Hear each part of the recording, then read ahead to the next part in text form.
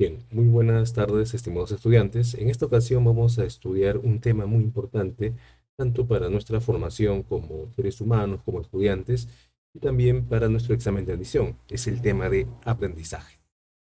Quizá usted ha visto alguna vez un perro detector de drogas, ¿no? Un perro que en los aeropuertos, con su olfato puede detectar las drogas, ¿no? ¿Cómo se entrenó a este perrito, ¿no? ¿Hay alguna teoría del aprendizaje que nos permita de repente descubrir o reconocer cómo se entrenan estos animalitos? Sí, ¿no? Existen perros rescatistas, delfines que hacen piruetas, ¿verdad? Pero también el ser humano aprende, ¿no? Todos los días estamos en un constante aprendizaje. Entonces, a la psicología le interesa mucho este tema porque tiene que ver con nuestra capacidad para adquirir conocimientos, ¿verdad? Cuáles son las estrategias, las técnicas que nos pueden servir incluso para estudiar y para toda la vida, porque toda la vida aprendemos. ¿Sí? Pues vamos a ver en esta clase, por ejemplo, la primera parte del tema de aprendizaje, y vamos a ver ahí la definición de lo que es el aprendizaje, las teorías cognitivas y una teoría también que se llama el condicionamiento clásico. Entonces vamos a ver que en las teorías cognitivas vamos a estudiar dos enfoques del aprendizaje, uno que es el aprendizaje por descubrimiento, propuesto por Jerome Brunner, y el aprendizaje significativo propuesto por David Ausubel. También en la segunda parte de este tema vamos a ver el condicionamiento clásico, ¿no? Propuesto por Iván Pavlov. Vamos a ver el proceso, ¿no?, del condicionamiento y el experimento fundamental que permitió justamente elaborar toda una teoría, un enfoque acerca de lo que es el aprendizaje. Los objetivos en esta clase, nosotros, ustedes, ¿no? Al final de la clase estaremos en condiciones de diferenciar las diferentes teorías del aprendizaje cognitivo. En este caso, ¿en qué se caracteriza la teoría del aprendizaje significativo de Ausubel con la teoría del aprendizaje por descubrimiento de Brunner, ¿no? Entonces, en el examen te va a venir una pregunta donde te pone un caso y tú tienes que determinar, ¿no?, si ese caso, ese tema, esa pregunta corresponde con qué teoría. Pues para eso tenemos que conocer, ¿verdad?, estos temas que son muy importantes, ¿no? También reconocer las características de estas teorías, ¿no? Cuáles son sus ejes fundamentales, sus categorías fundamentales, cuando se habla de anclaje, cuando se habla de andamiaje, ¿verdad? Cuando se habla de repente, descubrimiento, ¿no?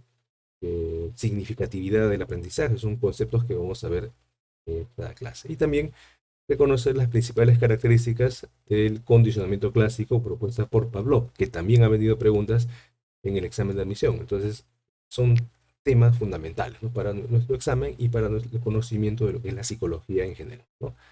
Bien, entonces, acá nos plantean pues un caso, ¿no? Casos introductorios, ¿no? Por ejemplo, nuestro comportamiento depende de la experiencia, ¿no?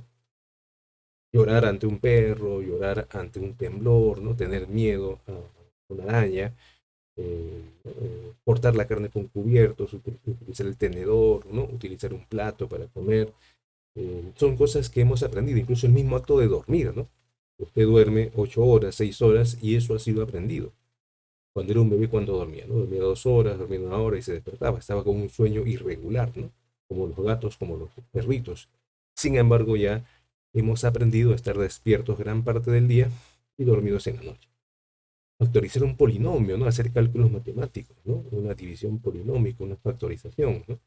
Sacar una raíz cuadrada. Son ya aprendizajes también que involucran conocimientos, el manejo de información, ¿verdad? Entonces, todo eso es aprendido. Entonces, ahí radica la importancia de ese concepto que es el aprendizaje, ¿no? Entonces, el aprendizaje ha sido abordado por diferentes enfoques. Los que han destacado fundamentalmente son los enfoques como producto y como proceso, ¿verdad? Como producto, dicen que el aprendizaje se puede evidenciar en conductas, nada más, ¿no? Hay estímulos que llegan a la persona y produce estos conductos, estímulo-respuesta. Y el aprendizaje como proceso plantea pues de que tenemos un procesamiento interno, como si fuéramos unas computadoras que procesamos información y mediante pues la conducta podemos hacer evidente aquello que hemos aprendido, ¿no?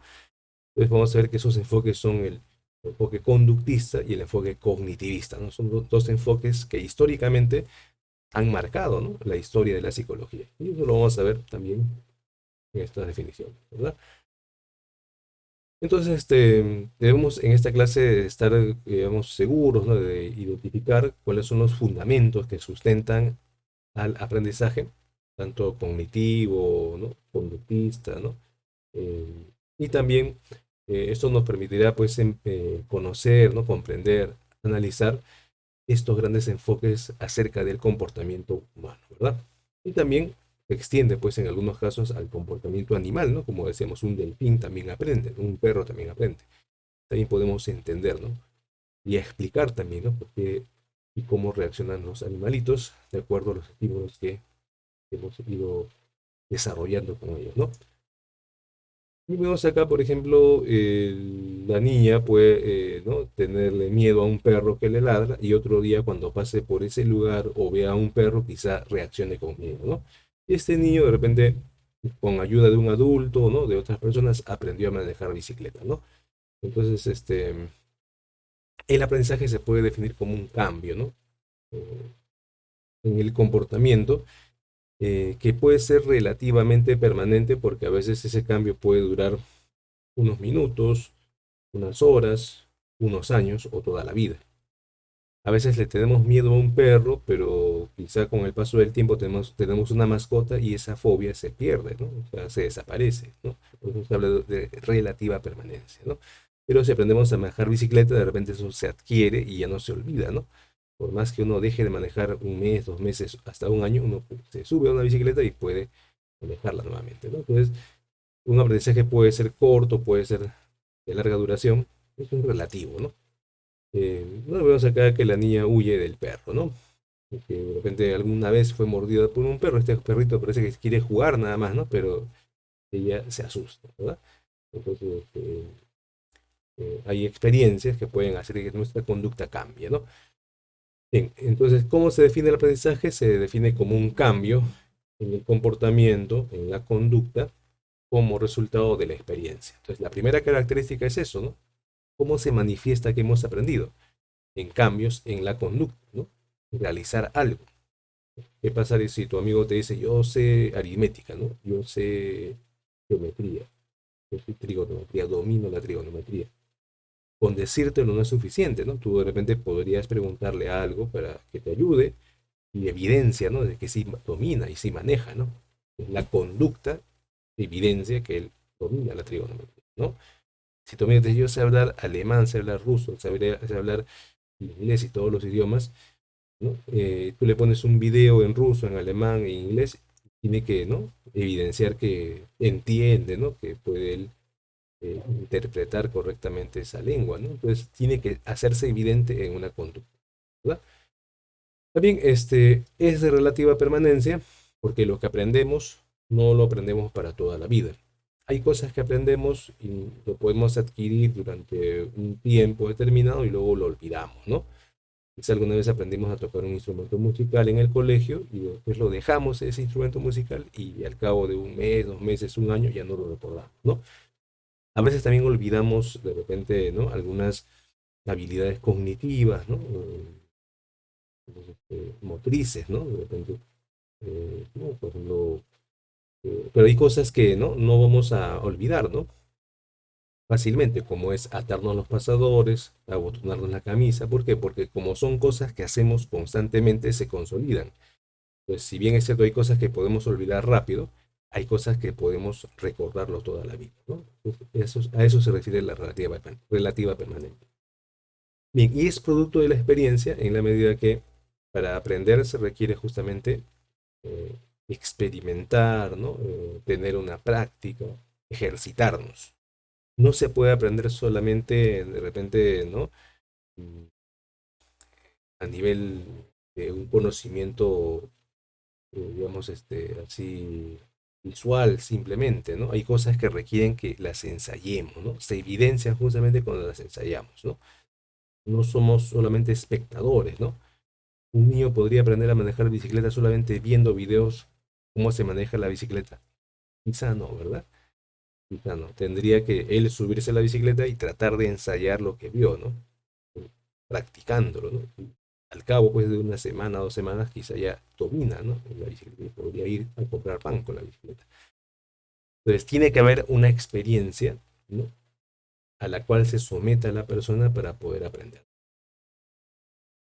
Hay simuladores que podrían enseñarnos, ¿no?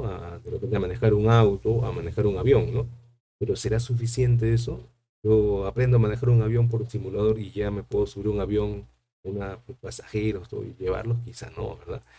Entonces, tengo yo que subir un avión con un, de repente, profesor, ¿no? Un instructor, ¿no? Que me vaya guiando y estar observando ahí y manejando, ¿no? De vez en cuando. Y recién, después de muchas horas de vuelo, yo ya tener la capacidad de poder pilotear el avión, ¿no? Entonces requiere de una experiencia, ¿no? Sostenida, ¿no? En las personas, ¿no? Es muy importante. Bien, pero también vamos a encontrar esta primera teoría del aprendizaje por descubrimiento que fue propuesta por Jerome Brunner, ¿no? Por ejemplo, este ejercicio que se ilustra acá es de repente el principio, ¿no? De Arquímedes, ¿no? Acerca de del espacio que ocupan los objetos en el agua, ¿no? Que se dice pues que Arquímedes lo descubre, de repente cuando se iba a bañar, dice, ¿no? Se iba a bañar, se mete a la bañera y sale el agua, ¿no? De la bañera, y dice, Eureka, ¿no? He descubierto un principio. Entonces, ¿qué es lo más práctico para un alumno? Que yo le diga el principio teóricamente cómo es y le ponga un dibujo, o que yo le diga, acá hay un balde con agua, acá hay unas piedras, a ver, mete las piedras y qué pasa, ¿no? Entonces el niño de repente haciendo eso, él logra redescubrir lo que alguna vez le ocurrió a Arquímedes, ¿no?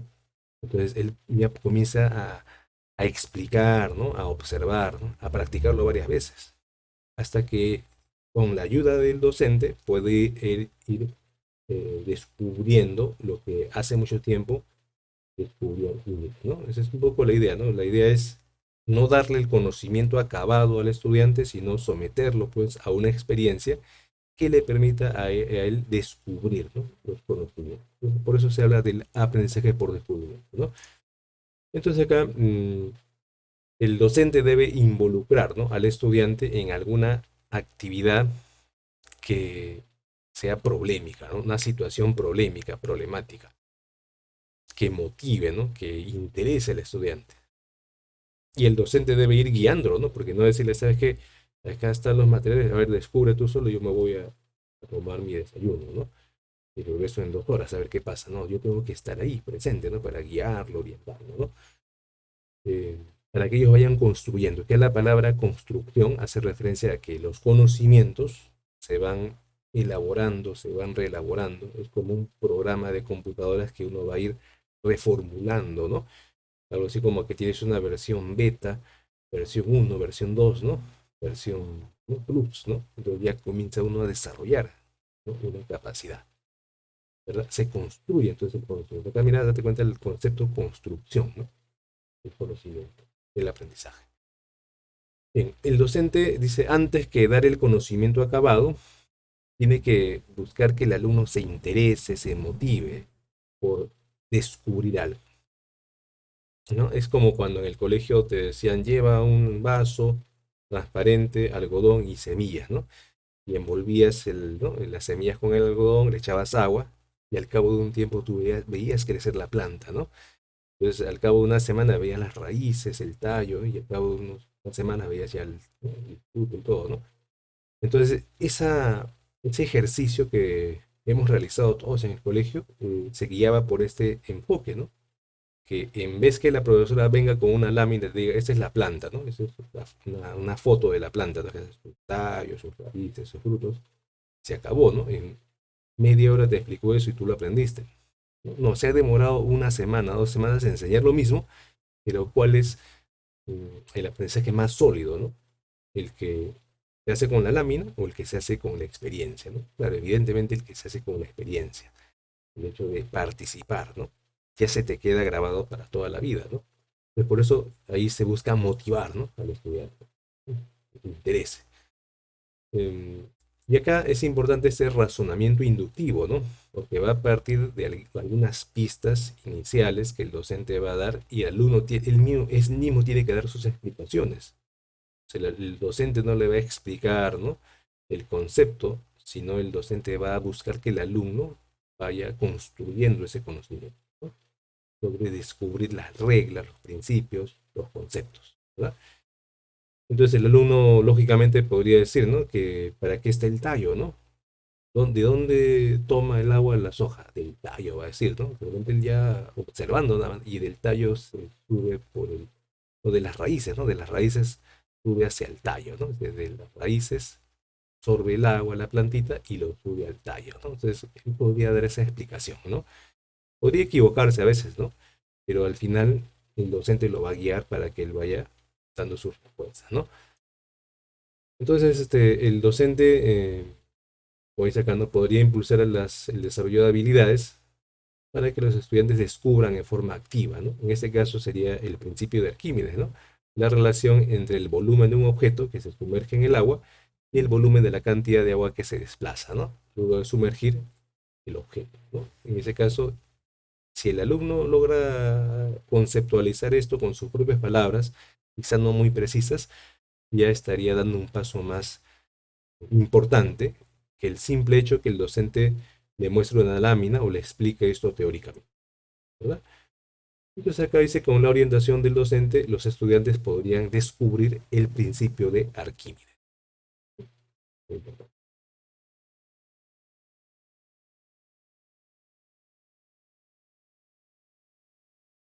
Bien, las modalidades a las cuales se refiere Brunner, para explicar el aprendizaje, se refiere pues a tres principales modalidades, ¿no? Una de ellas es la modalidad inactiva, que involucra justamente que el estudiante realice una actividad.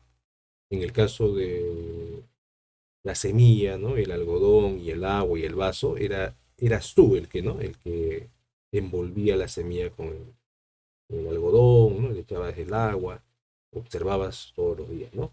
Pero al cabo de un tiempo, claro, la profesora te decía, ahora estamos en el aula y es tu plantita o tu vasito y tu algodón están, ¿no?, en el patio de repente, en el jardín. Ahora trata tú de imaginar y dibujar lo que has ido observando, ¿no? Y es posible que tú al tercer, cuarto día ya dibujabas el algodón con el tallo, con las raíces, ¿no? Con las hojitas. Entonces tú tratabas de representar con imágenes lo que habías experimentado. Pero ya al cabo de un tiempo también, ¿no?, la profesora le decía, ahora conversen entre ustedes qué es lo que han observado, ¿no? En láminas de repente que han ido dibujando, ¿no? ¿Qué ha pasado? Mira, día uno, día 2, día 3, ¿no? 7 días, ¿no? ¿Qué ha ido pasando? A ver, digan ustedes, ¿no? Entonces ustedes comienzan a dialogar entre ustedes hasta que logran redactar, ¿no? Entonces, al cuarto día, ¿no? De repente ponen ahí, ¿no? Vi que salía un tallito, al cuarto día vi que salían las raíces, ¿no? Al séptimo día vi que ya había una hojita, ¿no? Entonces ya comienza uno a explicar, con sus propias palabras lo que ha realizado. Eso se refiere a estas fases, ¿no? Que lo vamos a ver acá con algún detalle, ¿no? Entonces, mira, las modalidades de representación, ¿no?, en la mente, ¿no? De cómo se va construyendo estos conocimientos en los niños, cómo representan la realidad de los niños, es inactiva, cuando él realiza actividades, ¿no? Eh, motrices, ¿no? Mecánicas, ¿no? Que involucran pues el construir algo, ¿no? El reparar algo, ¿no? El experimentar, manipular, ¿no? Objetos, péndulos, ¿no? Eh, Abacos, ¿no? Plastilinas, ¿no? Pero ya cuando él ha realizado esta manipulación, como te decía, él podría comenzar a representar con imágenes aquello que ha ido experimentando, ¿no? Dibujándolo, ¿no? Entonces a un niño le puedes decir que experimente de repente con una palanca para poder, ¿no?, mover objetos, ¿no? De repente pueda mover una piedra, una caja, ¿no? Y se va a dar cuenta que de repente el punto de apoyo es muy importante, ¿no?, para utilizar la palanca, ¿no? Entonces el punto de apoyo está más lejano al objeto, quizá pesa más, cuando está más cercano al objeto pesa menos, ¿no? Entonces, eso que el niño quizá ha observado lo puede dibujar, ¿no? Puede dibujarlo. Pero después ya tiene que explicarlo en términos, ¿no? O sea, lo que es icónico es las imágenes mentales que logra plasmar en dibujos, de repente, representarlo en dibujos. Y lo simbólico ya consiste en traducir aquello que ha representado en imágenes en palabras, ¿no? Puede ser en fórmulas, ¿no? Puede ser ya a través de símbolos que ya conoce, ¿no? Tipo, ya sabe la escritura, ¿no? Ya sabe los números, ¿no? Y puede expresarlo explicándolo de esa manera. ¿Sí? Entonces, el concepto de andamiaje tiene que ver con lo anterior, ¿no? Para que el niño tenga ese conocimiento en activo, ¿no? Icónico y simbólico, requiere que haya alguien, que puede ser un adulto, que puede ser otro niño, que puede ser un padre o la madre o el hermano, tiene que haber alguien que lo vaya guiando. Es decir, el alumno no puede estar solo, ¿no? Aprendiendo por su cuenta. Tiene que haber alguien que lo vaya motivando, guiando, orientando, ¿no? Y justamente esas pistas que se va dando al estudiante, esa ayuda, representó, ¿no? Bajo el concepto de andamiaje. Ustedes saben que es un andamio, ¿no? Un andamio es una estructura que se coloca temporalmente cuando se construye un edificio, ¿no? Cuando van a hacer una pared, ¿no? Un techo, colocan maderas, ¿no? Como andamios, ¿no? Son andamios. Pero una vez que el cemento, el concreto ya secó, ya se hizo sólido, se retiran justamente los andamios, ¿no? Algo similar ocurre con el aprendizaje, según Brunner, ¿no? O sea, los adultos que van a dar ayudas, pistas a los estudiantes están sirviendo de soporte para el aprendizaje de los niños. Entonces, el docente va a tener que interactuar, ¿no? Constantemente con el estudiante, dándole alguna guía, ¿no? Alguna orientación, pero poco a poco esta guía, esta ayuda tiene que ir siendo menor, ¿verdad? El rol del docente es guiar, auxiliarlo, pero también darle cierto nivel de autonomía para que el alumno vaya haciendo solo las cosas, ¿no? Mm, Entonces, debe ajustarse, como dice acá, a las características, ¿no? Del aprendiz, del novato. No tiene que ayudarlo mucho ni dejarlo solo mucho tiempo, tiene que haber una medición, ¿no? En qué nivel se encuentra para yo brindarle la ayuda adecuadamente. Eh, es temporal, ¿no? Se orienta al aprendiz, ¿no? Hasta que logre la autonomía. O sea, una vez que ya logró la autonomía, se supone que yo ya debo retirar esa ayuda, ¿no? No es permanente, es temporal, ¿no? Y, y el que el docente evalúe que el niño aprendió, tiene que evidenciarse en comportamientos, ¿no? El docente no puede decir, ah, yo creo que ya aprendió, ¿no? Ah, ya, yo ya no lo voy a ayudar porque me parece que ya aprendió. No, no, ese me parece no es correcto, ¿no? El alumno tiene que demostrar, tiene que evidenciar a través de un comportamiento que sí aprendió, ¿no? Son las tres características, ¿no? Fundamentales para este andamiaje. Bien, la otra teoría es la teoría del aprendizaje significativo, propuesta por David Ausubel. Él propone que el aprendizaje será significativo en la medida que se vincule con lo que el alumno ya conoce, ¿verdad? Todos hemos comido de repente pollo a la brasa y todos sabemos que al final quedan los huesos, ¿no? Entonces, eso puede ser un conocimiento previo importante para iniciar el concepto de vertebrados, ¿no? Todos han comido pollo, han comido carne, y quedan al final los huesos, vertebrados, ¿no? Entonces, eso ya es una experiencia que todos hemos tenido, ¿no? Puede ser una base para hablar de los vertebrados, ¿no? Entonces, el aprendizaje es significativo cuando se vincula, se relaciona con lo que el alumno ya sabe, ya conoce, ¿no?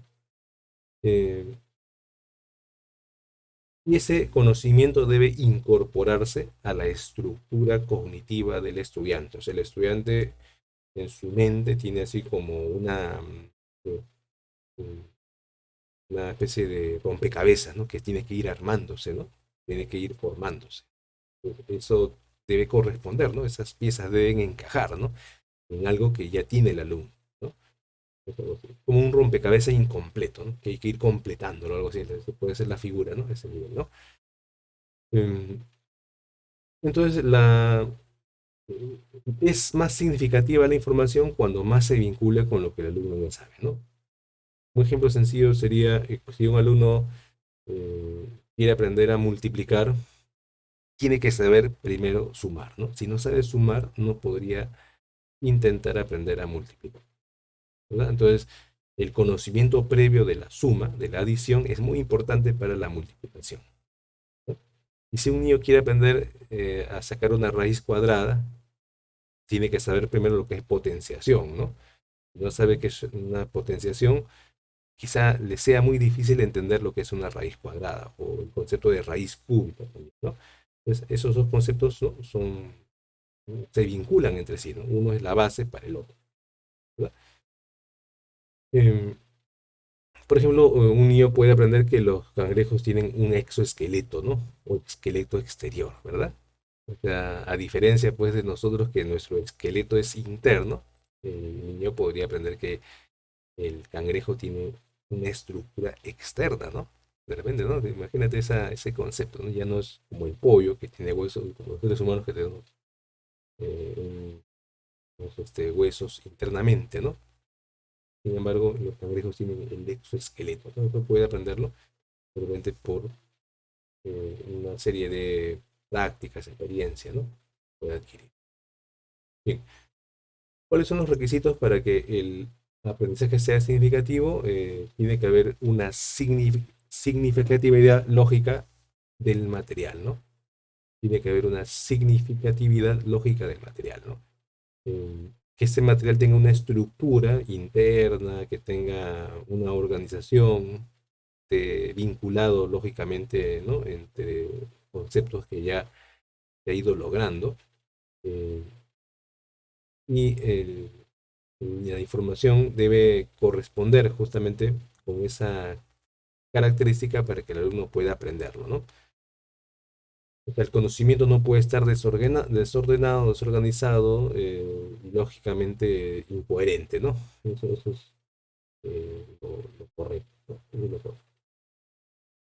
Eh, la significatividad psicológica del material, ¿no? En el sentido de que el estudiante tiene que haber una relación sustantiva, lógica, con la estructura del estudiante, el conocimiento que tiene el estudiante, ¿no?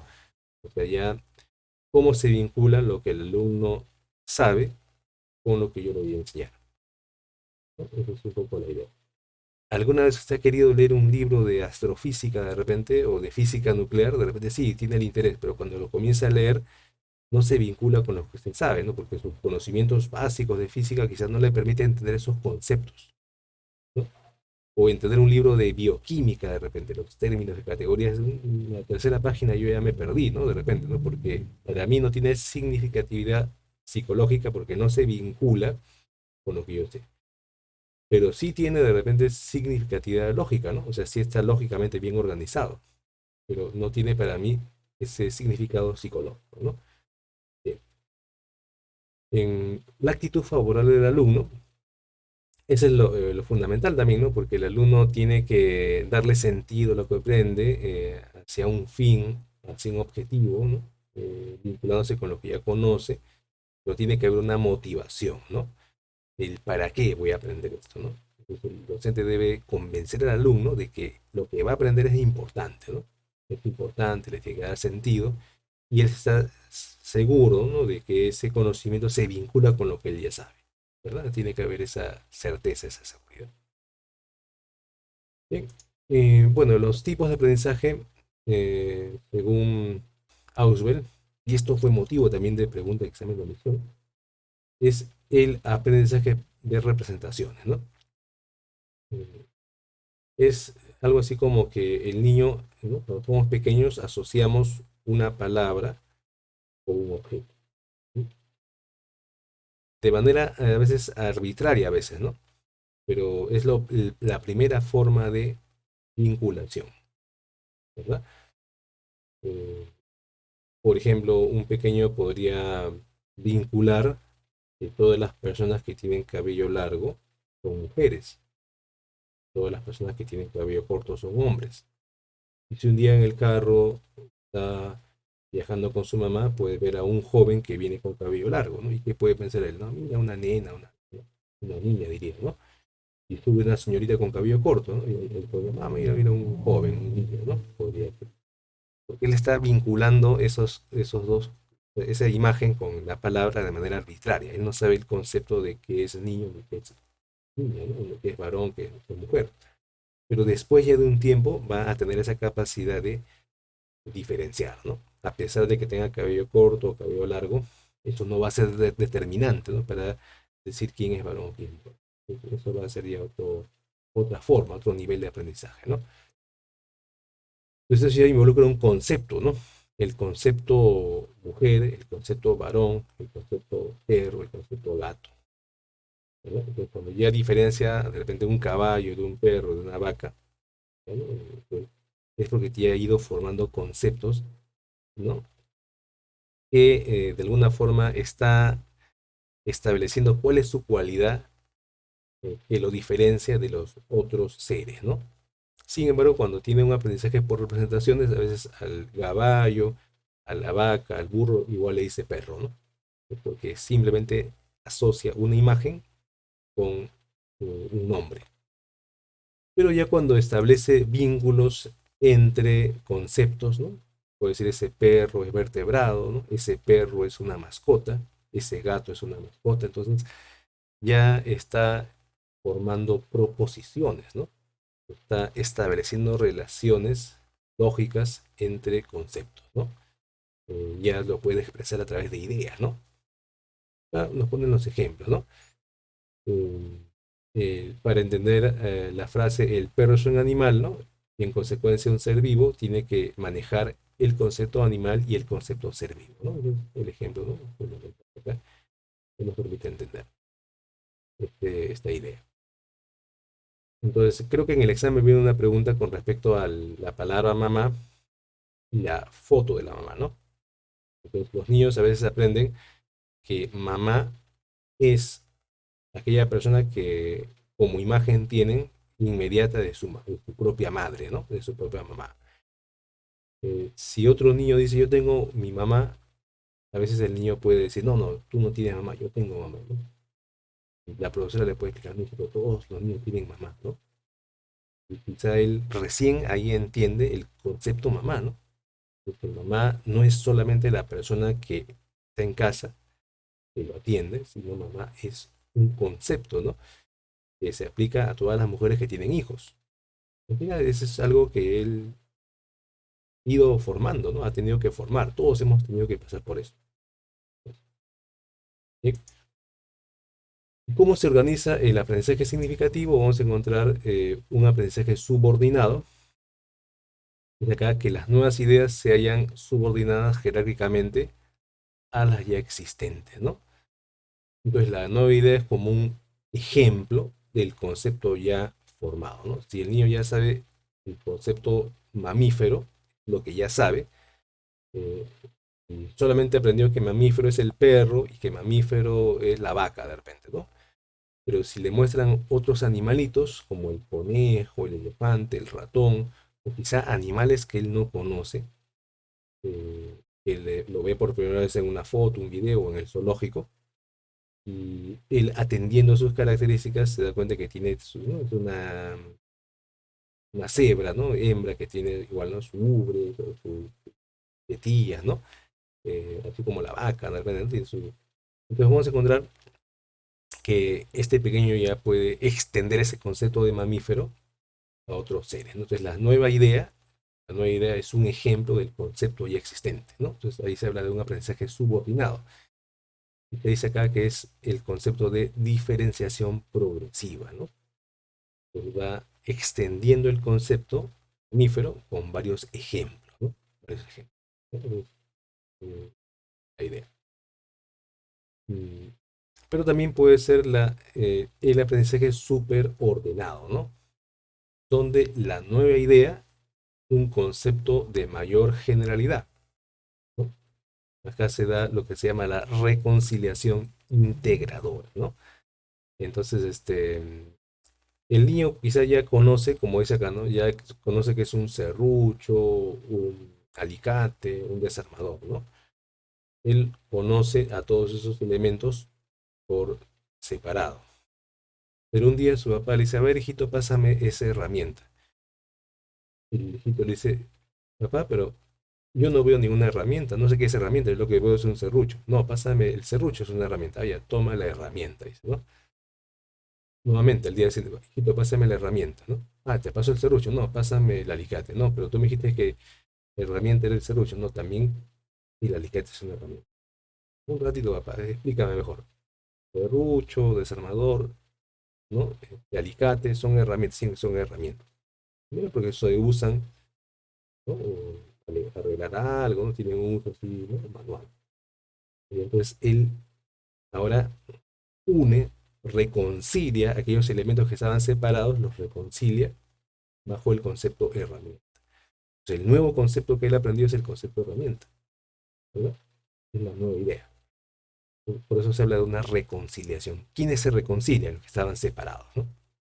Esa reconciliación se reconcilian bajo la forma de una nueva categoría. Es la categoría que está aprendiendo, herramienta. Bien, la otra forma como se organiza es el aprendizaje combinatorio, donde el nuevo concepto está dentro de la misma categoría, dentro del mismo nivel. No es ni superior ni subordinado, ¿no? Al concepto ya antiguo, ¿no? Acá nos dice la relación de los conceptos nuevos con la estructura conectiva ya existente se realiza sin producirse una inclusión de subordinación ni supraordenación, ¿no? Entonces, sin relación jerárquica. Entonces, el pequeño ya sabía que era un mamífero, ¿verdad? Como el perro, y le enseña pues que hay otro mamífero que es acuático, como el delfín. O sea, el concepto mamífero no está subordinándose, ¿no? Ni supraordenándose al concepto nuevo, ¿no? El concepto antiguo y el concepto nuevo están en la misma jerarquía semántica, ¿no? No es que el perro sea un tipo eh, de delfín o, ¿no? de ballena, ni que la ballena ni el delfín sean un tipo de perro, ¿no? Ambos son mamíferos, están en la misma jerarquía, ¿verdad? El aprendizaje combinatorio. Bien, entonces el concepto que desarrolla Ausubel es el concepto de anclaje. Es un ancla, ¿no? Ustedes han visto en los barcos tienen su ancla, ¿no? Las embarcaciones acuáticas tienen un ancla, ¿no? Entonces un ancla es un objeto pesado que se suelta para que la embarcación no sea llevada por las corrientes del agua, ¿no? Entonces, el concepto anclaje hace referencia a que los conocimientos previos que tiene el alumno sirven justamente de soporte para los nuevos conocimientos. Los conocimientos previos son los que el alumno ya domina. Ese conocimiento previo sirve de ancla, de soporte, de base para los nuevos conocimientos, ¿no? Eso es lo que... Entonces, de repente, la profesora le pregunta a los niños si tienen un jardín, un pequeño huerto en su casa, ¿no? Imagínate que sea una zona rural donde todos los niños ya tienen jardines, tienen huertos, ¿no? Tienen plantas, ¿no? Por lo tanto, eso va a ser muy importante para la profesora, ¿no? Entonces le va a decir, todos han visto una planta, todos han sacado la planta de sí, yo he sacado un apio, ¿no? Todos los niños ya saben. Perejil, ¿no? Por lo tanto, ese conocimiento previo le sirve a la profesora y ella puede poner su lámina y les explica, ¿no? Lo que ya los alumnos ya saben, ¿no? Y tienen como conocimiento previo. Entonces, el conocimiento ancla, el anclaje se da sobre lo que el alumno ya conoce, ¿verdad?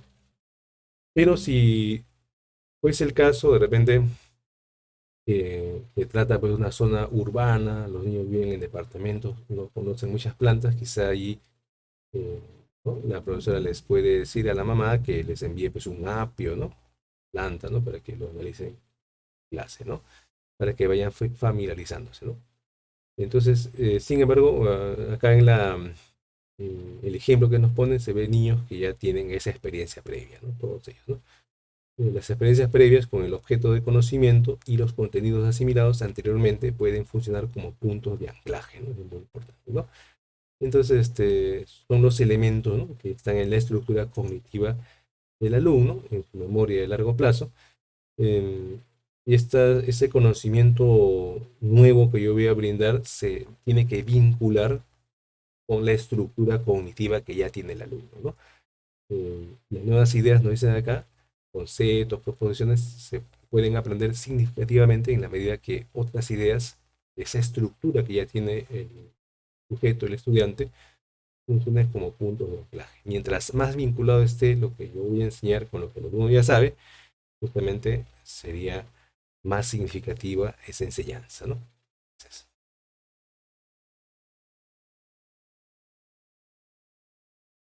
bien, ahora vamos a estudiar otro modelo de aprendizaje que fue descubierto por Iván Pavlov, ¿no?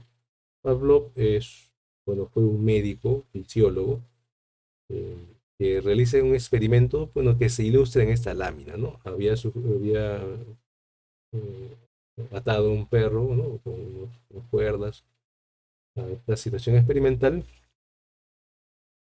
y estaba tratando de evaluar, ¿no?, cuál era la propiedad de la saliva del perro, ¿no? Y él creía que tenía propiedades curativas, ¿no? Esa era su hipótesis. Y cada vez que le iba a dar alimento al perro, utilizaba una lata. Y ustedes han tomado el Milo, ¿no? Con una cocoa granulada, con otros ingredientes, ¿no? Azucarada también, ¿no? Es ¿no?, algo similar era lo que él tenía. Era una carne que era deshidratada y granulada, ¿no? Él tenía una especie de cucharita con la cual le daba de comer al perro. Todos los días, Pavlov se acercaba con ese recipiente, con una latita. Imagínate que es una latita verde, así como el Milo. Agarraba una cucharadita de ese alimento y se lo colocaba en el hocico del perro. Y después que ya recibía la comida, el perro comenzaba a salivar y había hecho un agujero, pues, en el piel al perro que conectaba, pues, con su hocico, su boca. Y mediante un conducto, pues, contabilizaba la cantidad de saliva que el perro iba segregando. Ese era el experimento, ¿no? Lo que él quería saber. Pero luego de haber repetido esto varias veces, una vez Pavlov se acerca con la lata y el perro se anticipa, o sea, la salivación del perro se anticipa al hecho de que Pavlov le coloque eh, la carne en el hocico. Pavlov se quedó extrañado porque ahora se está llenando de saliva el recipiente si todavía no le he colocado carne en el hocico.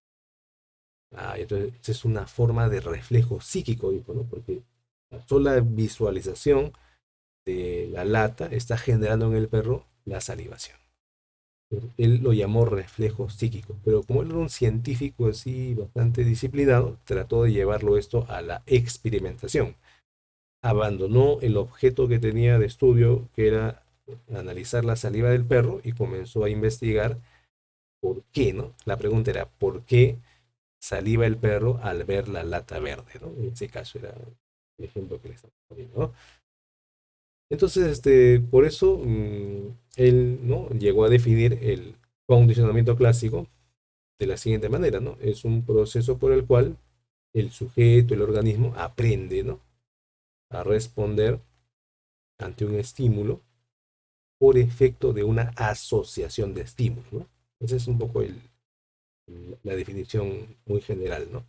Tiene que haber una asociación de estímulos, ¿no? El color verde con la carne, ¿no? Se asociaban constantemente, provocó que después con solo ver el color verde, el perro comenzó a salivar.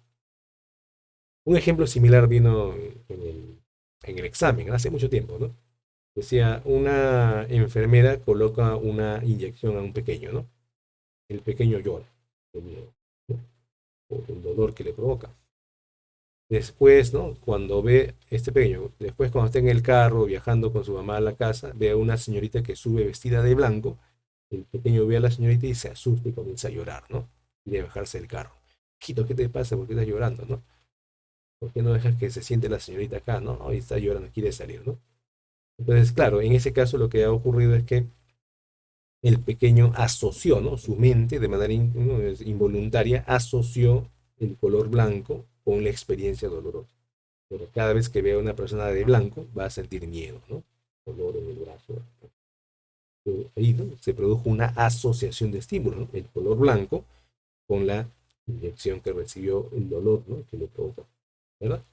Entonces, vamos a ver acá, fue descubierto por Iván Pavlov, ¿verdad? Y acá nos dice, es el procedimiento mediante el cual un estímulo que inicialmente no provoca una respuesta determinada, en este caso el color blanco de la ropa de la enfermera, adquiere la propiedad de provocar una respuesta condicionada, en este caso adquiere la propiedad de provocar el miedo, ¿no? Ahora el color blanco provoca miedo en el pequeño, como consecuencia de la asociación de estímulos, ¿no? Como consecuencia de que se asoció la presencia del color blanco con la inyección que le colocó el pequeño. Se asociaron ambos, después de haberse asociado una sola vez, fue tan rápido este aprendizaje que a la siguiente vez cuando el pequeño ve a una persona de blanco, le provoca miedo, ¿no? Y acá mira, hay un ejemplo, ¿no? El perrito de Eduardo Fido tiembla y pone la cola entre sus patas cada vez que entra a la habitación. Antonio, el hermano menor de Eduardo, quien suele jalarle la cola, ¿no? Entonces, cuando entra a la habitación de Antonio, entra pues temeroso, ¿no? Porque cada vez que entraba a esa habitación le jalaban la cola. Entonces, puede ser un ejemplo muy ilustrativo en este. Bien, ¿cuáles son las características de este condicionamiento clásico? Primero, que la respuesta de salivación del perro y de miedo del niño ante el color blanco son respuestas provocadas por el estímulo. No es que el perro decida salivar y no es que el niño decida tener miedo, sino es el estímulo, color blanco, lo que desencadena en nosotros el, en este caso, miedo. ¿Alguna vez usted ha subido el carro cansado, de repente, quizás no con hambre, pero cansado, quizás ya comió, pero está un poquito cansado, y se recuesta, se descansa un rato en el carro, y sube alguien con un pollo a la brasa? ¿Cuál es la reacción que tenemos? ¿No? El olor a pollo a la brasa desencadena en nosotros incluso una reacción de placer, ¿no? Cambia el estado de ánimo y comenzamos a salivar de repente. Entonces, esa respuesta de nosotros es provocada por el estímulo. El estímulo desencadena esa respuesta, ¿verdad? El procedimiento consiste pues en que el, digamos, se produce acá una asociación de estímulos, ¿no? Donde en este caso el estímulo que provoca, ¿no? El dolor, como es la aguja, se asocia con el estímulo que es el color blanco, ¿no? Los estímulos se asocian para que después el color blanco adquiera la propiedad que tenía la aguja, de provocar dolor, de causar miedo, ¿no? Entonces, cuando dice el refuerzo se presenta siempre después del estímulo condicionado, en este caso el color blanco, ¿no? Cualquiera que sea el comportamiento del organismo, ¿no? ¿Se recuerdan que se habló en las clases de bases biológicas de un sistema nervioso autónomo y somático, ¿verdad? El somático es el voluntario y el autónomo es involuntario. Por lo tanto, en este condicionamiento clásico, el que una persona tiemble al, de repente al escuchar el ladrido de un perro o tiemble al ver una araña, ese temblor, ¿no? Ese miedo que experimenta, esa respuesta, ¿no? De ruborizarse, temblar, transpirar, no son voluntarias.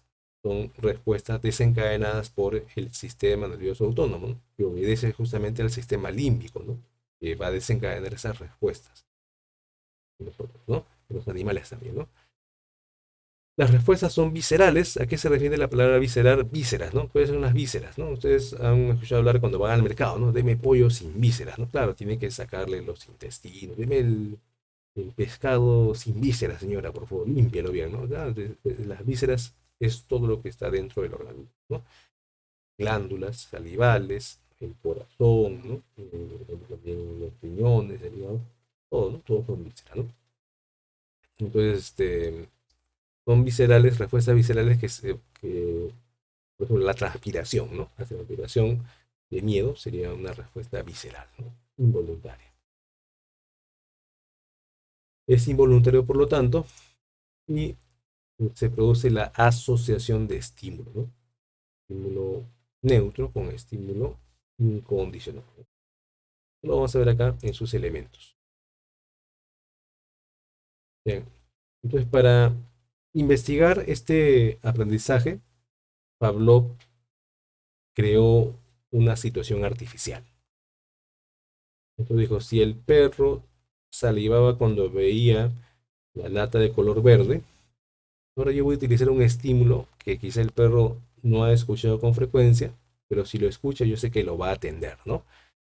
Y hizo sonar una campana que nunca el perro había escuchado, pero como era un sonido pues que llegaba al campo auditivo del perro, el perro atendía, o sea, orientaba su atención hacia el sonido, ¿no? Alguna vez tú has hecho un sonido de repente y el perro ha buscado con sus orejitas, ¿no? Con su mirada la fuente del sonido, sí, esa es una respuesta de orientación.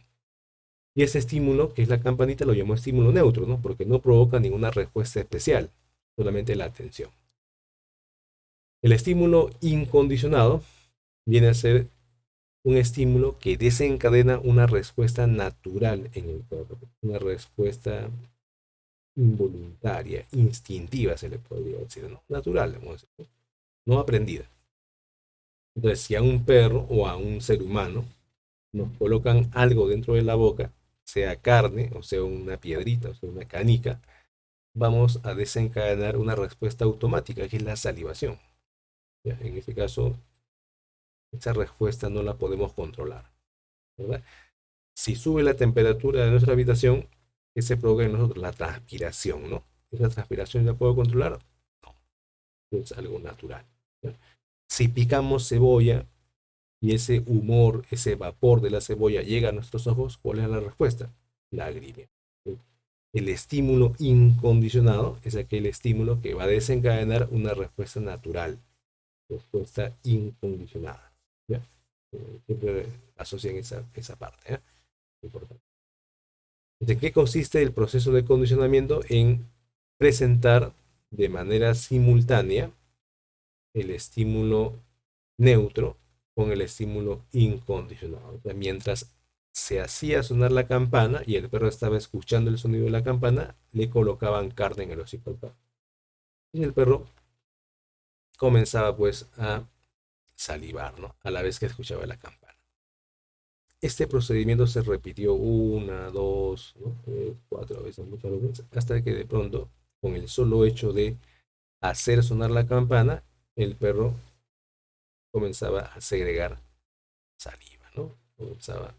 Entonces, esta campana no es la misma que al principio, ¿no? Esta campana, mira, está provocando una respuesta nueva que antes no tenía. Por eso a esta campana se le denominó estímulo condicionado, que provoca una respuesta condicionada que es la salivación. ¿Sí? En esto consiste el proceso de condicionamiento. Bien, vamos a analizar en este momento lo que son los procesos básicos de condicionamiento clásico, ¿verdad? Eh, el concepto de extinción hace referencia a que si una persona, ¿no? que adquirió un temor, por ejemplo, a los perros, ¿no? Y le tiene miedo a los perros porque un perro le mordió, es posible que si se somete o se contacta, ¿no? a perros de manera constante, el miedo va a estar presente, ¿no? Porque siempre va a pasar por una casa que hay perros. Y los perros no le vuelven a ladrar y son perros tranquilos. Cada vez que pase va a sentir miedo, ¿no? Por ese lugar donde hay perros. Pero va a llegar un momento en el cual ese miedo va a ir disminuyendo hasta desaparecer, ¿no? Eso se llama extinción. Es como una persona que subió al ascensor y la puerta lo golpeó y le provocó un dolor y un miedo a los ascensores. De ahí en adelante, tiene miedo cada vez que sube al ascensor, pero tiene que obligatoriamente subir con ascensor porque son 8 pisos que tiene que subir. Pero quizá al cabo ya de 15 días, 20 días, el temor va disminuyendo hasta desaparecer. Y un día, pues, desaparece, ¿no? Sin embargo, lo que encontró Pablo es que a veces de manera inusitada, o sea, sin saber en qué momento iba a ocurrir, reaparecía el temor de manera espontánea, pero desaparecía inmediatamente, ¿no? Es como que la persona sube al ascensor todos los días, ya día 30, día 40, días, ¿no? Sigue subiendo, y un día de pronto le tiene un pánico al ascensor y se detiene, ¿no? Y sube con miedo. Pero al día siguiente, ese miedo desaparece. Entonces, la recuperación espontánea es entonces la reaparición de la respuesta condicionada después que esta respuesta se extinguió. Pero esa reaparición puede ocurrir en cualquier momento. No, no hay una regla que aparece en el momento, en el evento número 100, 105, 120, no, no hay regla, ¿no? En cualquier momento puede reaparecer.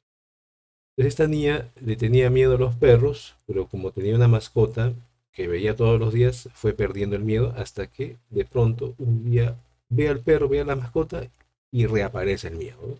¿Qué puede ocurrir? Bien, una recuperación espontánea. Bien, también vamos a encontrar la generalización, ¿no? Entonces, la generalización consiste en que fue un perro pequeño el que te asustó. Ahora cualquier figura de perro o cualquier imagen de perro o cualquier peluche que parezca perro, que sea un perro de peluche, te va a provocar un miedo. O sea, ya no discrimina, ¿no? Que solamente los perros pequeños o los perros grandes o los perros negros o los perros de marrones, ¿no? Ahora cualquier tipo de perro, incluso una figura de un perro, incluso un peluche de un perro, te va a provocar miedo. Es una generalización. ¿Recuerdan el caso que les comentaba del niño que, ¿no?, había recibido la vacuna de una enfermera vestida de blanco, ¿no? Este niño generalizó. Ahora, cualquier persona que está vestida de blanco le tiene miedo. No solamente a las enfermeras, puede ser al panadero, al carnicero, ¿verdad? A la chica que atiende en la farmacia que está de blanco, ¿no?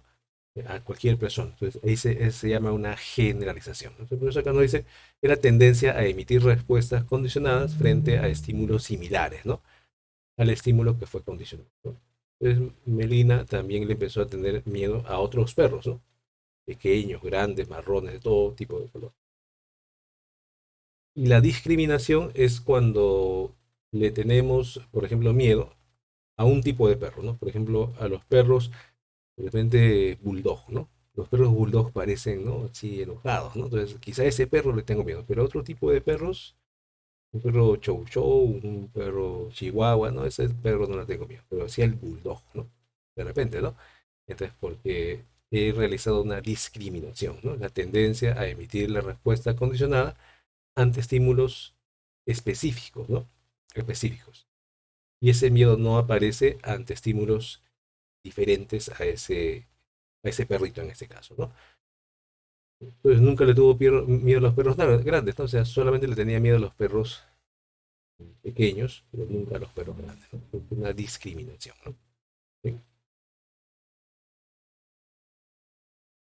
Vamos a ver también eh, el conductismo, es una corriente psicológica norteamericana que es fundada por John Watson, ¿no? John Watson plantea entonces que la psicología debe estudiar la conducta observable, y no debería estudiar, dice, los procesos mentales, ¿no? Porque son subjetivos, todos los subjetivos no pueden ser estudiados científicamente.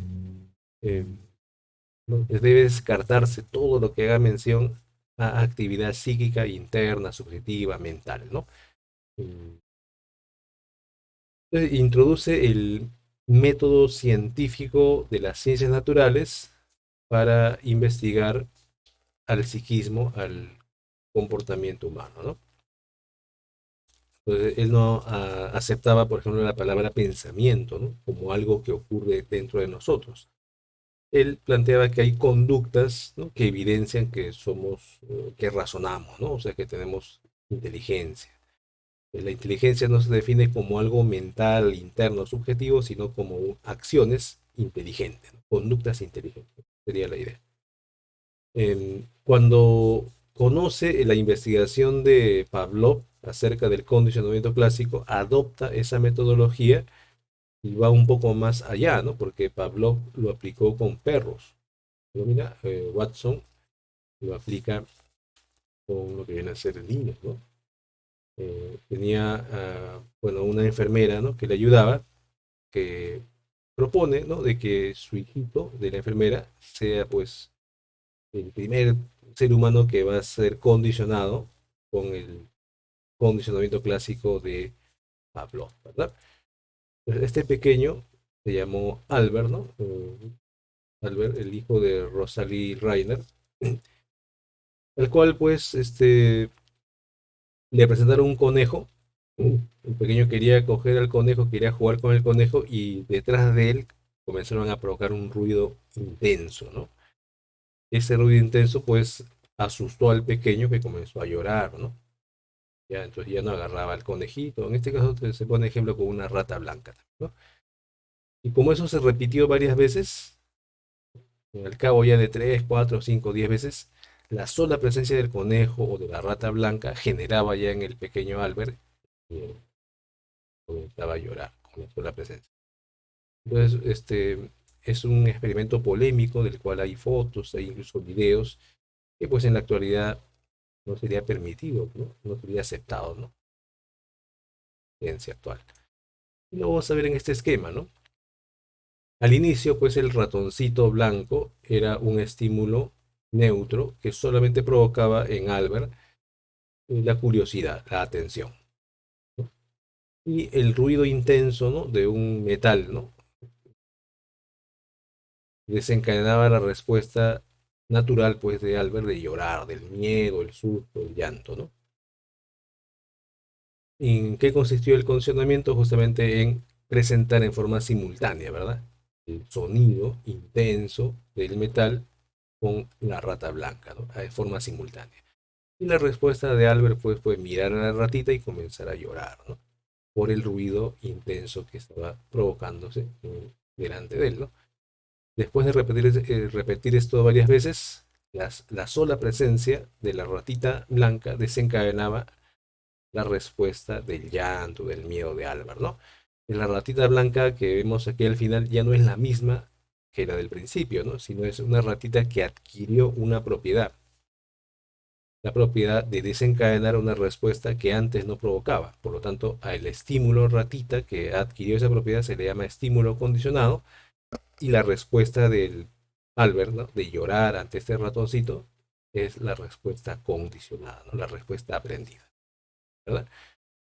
Entonces, esto permite explicar muchas conductas que tenemos. De repente, como les decía, cuando vemos la palabra Norquis, de repente es una pollería, ¿no?, que quizá muchos han asistido a esa pollería. Ya el solo color o la palabra Norquis puede desencadenar en nosotros la salivación o el apetito o la gana de comer pollo, ¿no?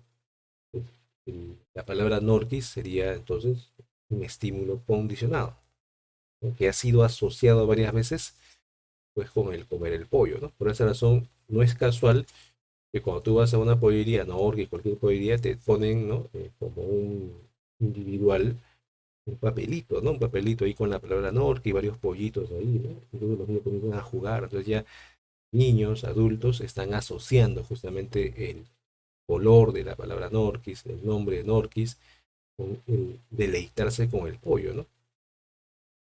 Y ahora después ya con la sola visualización de esa marca puede desencadenar en nosotros el apetito. Bien, eso viene a ser entonces este modelo planteado por Watson, John Watson, que funda el conductismo.